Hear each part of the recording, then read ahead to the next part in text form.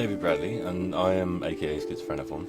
I'm Schizophreniforms, aka David Bradley, aka Dr. B. David Bradley, aka Schizophreniforms. Hi there, David Bradley, aka Schizophreniforms, aka Schizophreniforms. I'm David Bradley, aka Schizophreniforms, and here today in this video, I'm doing a sort of follow-up video. This video, obviously, you'll probably be able to see. It's called Schizophrenia and What I Perceive. So this is what I wrote in relation to that. The greatest lie I have ever been told is that I am broken. Why do I still, after suffering one of the worst mental illnesses possible for over 30 years, to access a higher state of awareness? I want to know God. Your statement explains why, but why do people think I'm crazy? Consistent realities. I've had it where I've fallen asleep in a dream and woken up back in this world, and it's for night after night after night that's happened. It also happens in various other scenarios, so think about it. In a stepping stone for creating a new form of life, and that the life form will be a physically manifest version of what we currently call God.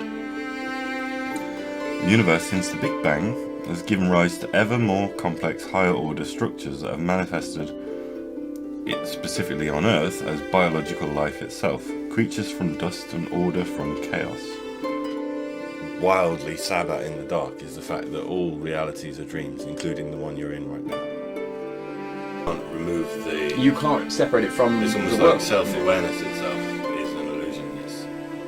Because arguably it's just the matter that's generating perception. The matter generates the consciousness. And yeah, there's also, so further from that, there's a common feeling that our dreams are real only so long as we are participating in them, which is a clear indicator that the dream world and the waking world are similar in nature, in that they have fixed rules and narrative, and in some cases laws of physics. So unless you acknowledge or wake up or recognise that something is a dream, the rules are simple.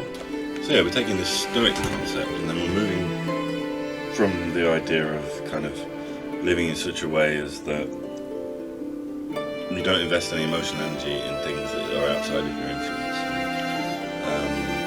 The light spectrum, there's all these incredible, sparkling, vibrant, interstatic shapes and all these kind of like seemingly impossible objects and these parallel worlds that exist. And I think when a neural network of a superintelligence receives that information as part of its data, they're gonna stop seeing this world as the real world, or at least the most relevant source of data. Ultimate control over what's in there. You can manifest, you can do near enough anything you want to do. I've reached a point where, like, this is why I want to do it. This is why I want to make these videos. This is why I want to develop myself as an individual and try, if it's even possible, to either recover from these experiences permanently or to master them.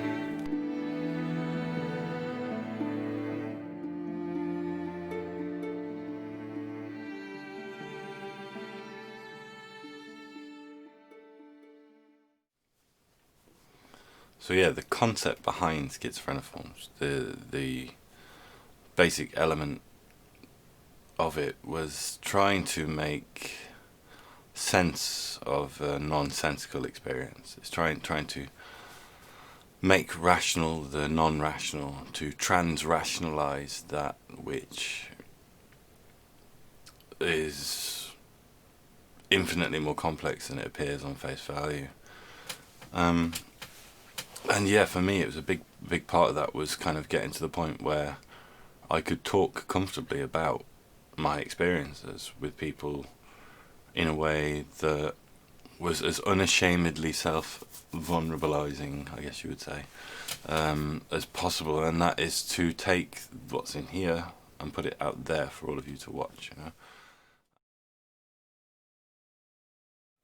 It began with kind of interviews and podcasts, these sort of stuff, just kind of from watching Joe Rogan and all these kind of very famous podcasters, Sam Harris, stuff like that.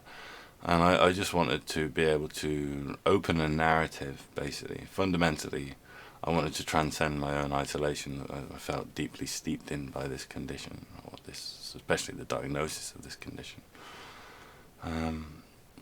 Yeah, and I felt that over time, these conversations kind of gave me an opportunity to sort of test on reality a little bit through dialogue with people how much of what I experienced was even relatable. At my most rational moment, like how well can I describe these phenomena?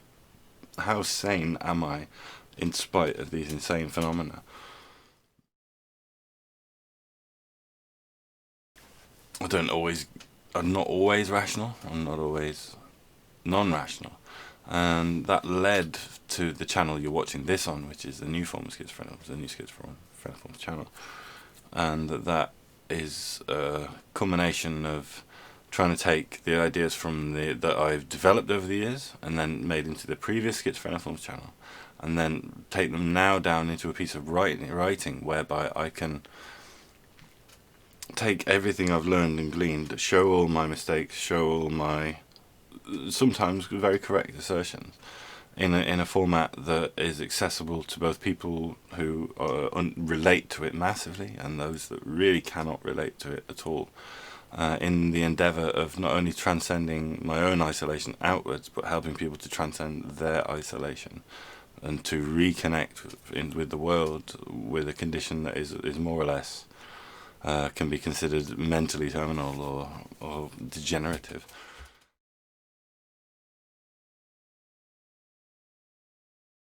And so for people that I've met and myself, this kind of diagnosis of a condition is almost as though it's being told I have a cancer of the mind, and there's only a certain amount you can... It's the equivalent of that, you know, like... yeah. And it's basically a long-term terminal degenerative illness, and that my way of counterbalancing that is to try and find the rationality and the trans-rationality of those experiences and translate them into something that hopefully can help other people.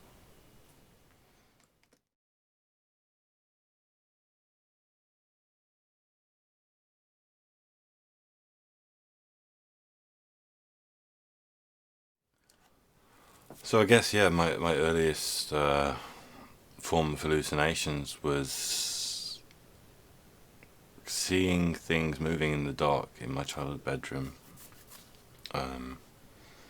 and these were demonic seeming entities. Like, I obviously didn't label them as that, but then as I grew up going to Catholic school and Catholic high school, like primary and high school, I retrospectively, or like over time, kind of cognize these things as in the form of demonic entities. And I read a lot of growing up, I read a lot of novels that talked about demonic things, and like I was fascinated with this idea of demonic entities and vampires and werewolves and all that kind of, you know, cool stuff that you think is cool when you're younger. But then I realised later on in life that was me trying to identify these things that I was interacting with already, in the visions in my childhood room and the nightmares I had, and the kind of the ability to manipulate my dreams started very young as well. I can't remember who said it. It was a family member, that I could interact with characters in my dreams, and I found that fascinating because I'd been having nightmares for a very long time, and I kind of overcame them through my first experiences of lucid dreams. And I would have these massively in-depth lucid dreams as young as probably 7, maybe 10 years old, and they became powerfully vivid to me, as though just as much a part of my experience as anything else, you know.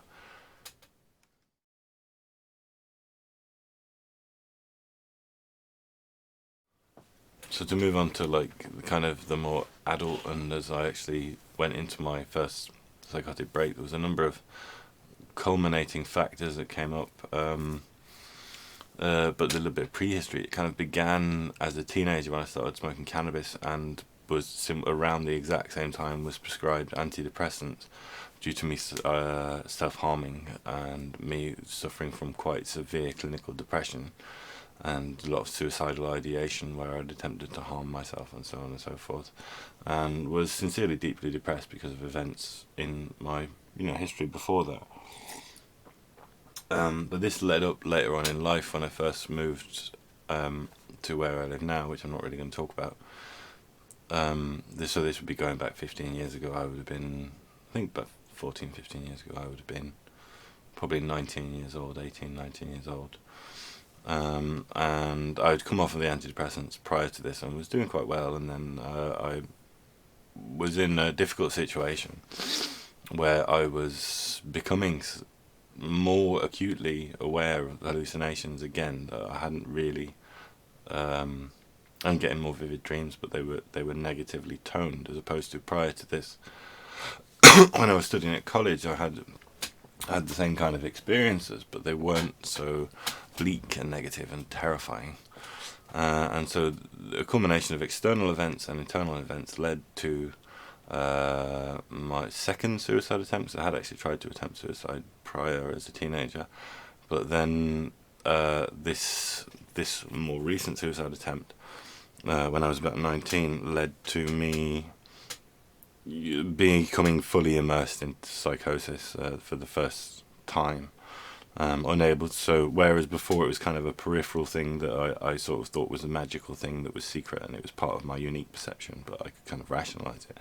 This suicide attempt with antidepressants kind of led to me developing complete immersion in the more hellish aspects of reality. And I actually believed that I had died and gone to hell, but I retained a certain degree of rationality. And then a couple of years later, when it became very acute, was an ecstasy overdose where I took quite a large number of tablets of ecstasy, and the raw chemicals. That's not relevant to the channel, but it was an intense ecstasy situation that kind of reignited, I think anyway, the brain damage that was done by this suicide attempt, because it wasn't a fatal suicide attempt. And I do recall being told to a recommendation from the nurse who actually was treating me after that suicide attempt of a more efficient way to kill myself in a more permanent fashion. So that was a nice thing to wake up to, in the realization that I'd died and gone to hell. But then later on, through again a sequence of experiences that I'm not going to discuss here, it led and culminated in me becoming intensely fascinated with the idea that ecstasy was a portal to another state of consciousness, and that it was in fact heaven or a higher state of cognition, which led to me ultimately going through what metaphysically or metaphorically to me was called my fall from grace, which is where I finally completely died and went to another dimension of reality which I perceived to be hell, and I stayed in that honest, sincere perception that that was the case for around 6 years after that.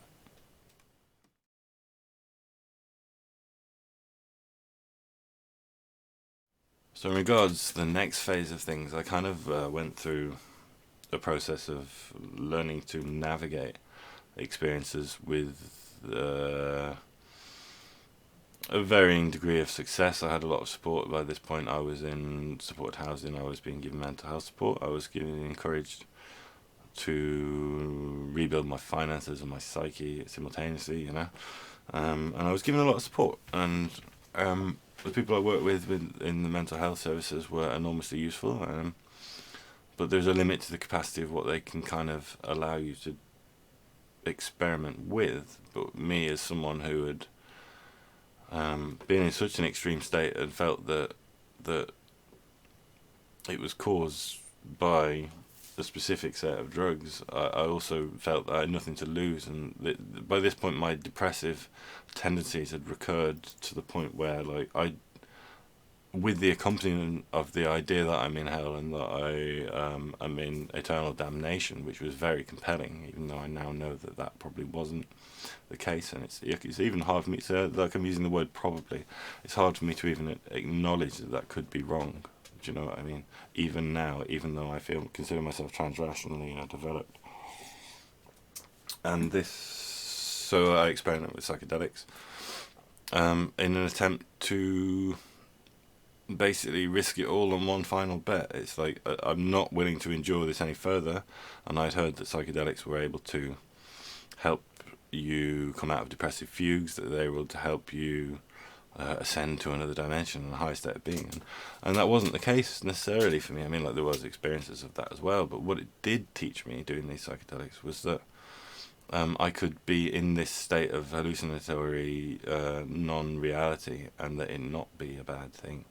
I'm not, this channel isn't about psychedelics, but it is part of my personal history, and I feel it's relevant, and it's not something I do anymore. I haven't used psychedelics for a number of years, but I do recognise that even if it was just to me in that moment, that they saved me on a number of occasions where conventional medical treatment was merely prolonging the repression and non-integration of this information, and there was nothing the people helping me could really do. Like, like I said, one last bet to reckon, it's either this or permanent damnation. So I took a chance, and it did pay off in my occasion, on my in my sort of perception, and it helped me to loosen up my fear of hallucination, which is something that was cultivated by the extremeness of the dark content of my hallucinations.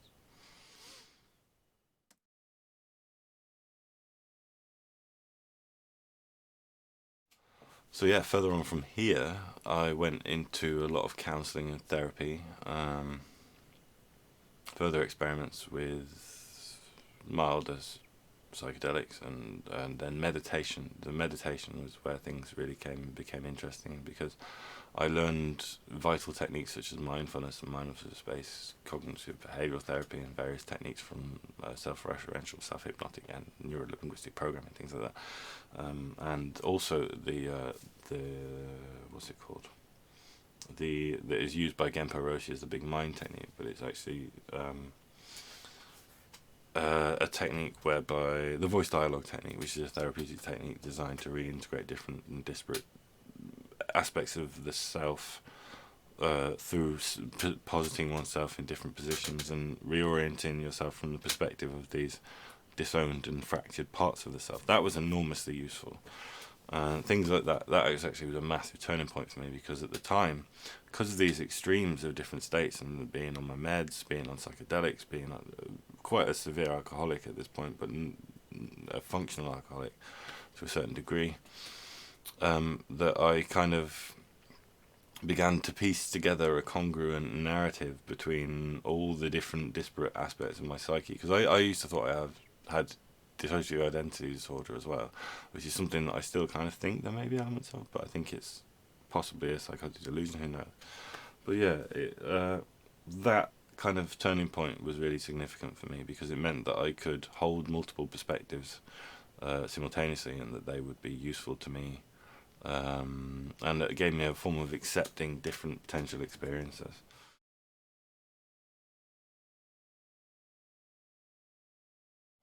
So slingshot forward to today, we have this situation where now I'm basically trying to reintegrate as much as possible all the things that were repressed as a consequence of the trauma of the previous phases of my life. And that my basic theory behind it is that if I can heal enough of the trauma, as I have been doing, and the work I've been doing to reintegrate all these traumatic experiences into a healthy framework, that not every aspect, similarly to with the hallucinogens or the psychedelics, helping me realise that I could hallucinate and not be a bad thing, is also looking at the useful information in the hallucinations now from this new perspective. And like I said, I don't use psychedelics anymore, but from this new perspective, the idea that not everything about that hallucination process is false, and actually without the traumatic element to it, without the negative tone, without the demonic tone to it, that these are usable, navigable skills that actually, now I've integrated them, are enormously beneficial to my well-being, my understanding of who I am as a person, and my interaction with people on the individual level, and how I perceive my own personal meaning in reality, and my connection to the divine, and all these kind of things that saved me effectively from hell in my mind. And I still remain adamant to this day that had I not died and gone to hell, I would have lived in a permanent hell and not known it, and that part of the revelation of that was realizing that I had been in hell for my entire life, like a hellish life, and that this absorption and submersion into hell actually gave me the hope that, well, if that and all of that has been hell, and it always has been hell, then there's a potential that now I'm aware of that, I can do something about it.